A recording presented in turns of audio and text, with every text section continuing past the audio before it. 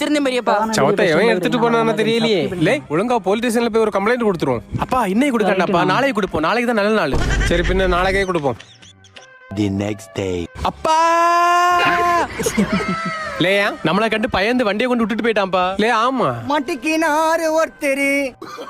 அப்பா இதுல ஏதோ ஒண்ணு சொருவி வச்சிருக்கான்ப்பா. மன்னிப்பு கடிதம்ப்பா.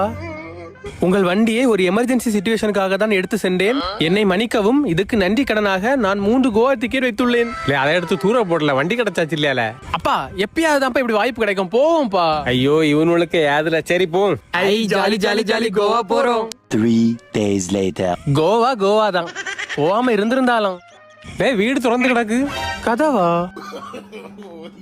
என்னால வீட்டுல ஒரு சாதனத்தையும் காணையில. ஓ மத்தவனாதான் இருக்குமோ? அப்ப எங்க வச்சிருப்பான்? என்னத்தை தேடியா? மத்த மன்னிப்பு கடிதத்தை எழுதி வேற எங்கேயாவது டிக்கெட் போட்டிருப்பான்பா. அட பேத்த நாய.